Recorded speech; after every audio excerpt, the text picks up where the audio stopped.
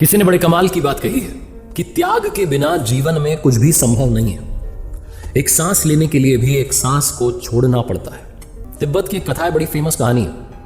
वहां पहाड़ियों के बीच में एक सरोवर था, एक तालाब था, चारों तरफ से पेड़ों से घिरा हुआ, ऊंचे ऊंचे बड़े बड़े पेड़ थे चारों तरफ। और वो जो सरोवर था वो बड़ा चमत्कारी सरोवर था। उसका गुण जो था वो अद्भुत था। उसके बारे में कहा जाता था कि अगर उसमें कोई डुबकी लगा ले, कोई स्नान कर ले, उसमें छलांग लगा के कूद जाए, जब बाहर निकलेगा तो रूपांतरित हो जाएगा, ट्रांसफॉर्म हो जाएगा, चेंज हो जाएगा। जानवर कूद जाए तो मनुष्य बन जाए, मनुष्य कूद जाए तो देवता बन जाए। ऐसा उसका गुण था। और इसके बारे में बहुत कम विद्वानों को पता था। और उन कम विद्वानों में से भी कुछ थे जिन्होंने की कोशिश की थी उसको खोजने की, लेकिन मिल नहीं पाया। बहुत ही कठिन रास्ता था, बहुत मुश्किल से वो मिल नहीं पा रहा था। लोग ढूंढने तो जाते थे, वापस आ जाते थे। एक दिन एक सज्जन को, एक विद्वान को वो सरोवर मिल गया पहाड़ियों के बीच में। बिना देरी के वो पेड़ पर चढ़ते उन्होंने छलांग लगा दी, डुबकी लगा दी।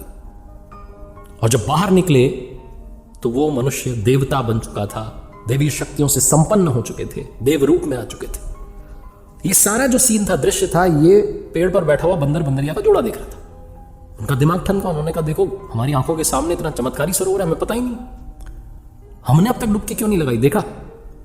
वो मनुष्य गया और देवता बनकर निकल गया। आपस में बात करने लगे बंदर बंदरिया। बंदर ने बंदरिया से कहा कि हमें किस बात की अब देरी, हम भी कूद जाते हैं। तो बिना देरी के, बिना समय गंवाए तो उन्होंने छलांग लगा दी। चमत्कारी सरोवर था, चमत्कार हुआ। दोनों मनुष्य रूप में बाहर निकले। बंदर पुरुष बन गया था, बंदरिया सुंदर महिला बन चुकी थी।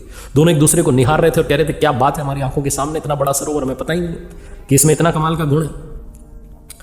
बंदर के मन में एक बात और आई। बंदर ने कहा, सुनो अब एक काम और करते हैं, मनुष्य तो बन ही गए, एक बार और छलांग लगाते हैं, अब की बार देवता बन के निकलेंगे। बंदरिया जो कि सुंदर नारी बन चुकी थी, उसने कहा, अरे सुनो, रहने दो, इतना काफी, इतना मिला, बहुत ठीक है। हमारे तो पुरखों ने कहा है कि अति सर्वत्र वर्जित, ठीक नहीं है। लेकिन बंदर मानने वाला नहीं था। उसने कहा, तुम पागल हो चुकी हो, तुम छोड़ो, मैं जा रहा हूं, तुम्हें चलना है तो आ जाओ, मैं छलांग लगाने वाला हूं। बंदर ने कहा, नहीं, मैं तो नहीं चलने वाली। बंदर जो था वो पहुंचा पेड़ पर, जो मनुष्य रूप में था, कूदा सरोवर के अंदर, छलांग लगाई। लेकिन अब की बार जब बाहर निकला तो फिर से बंदर बन चुका था।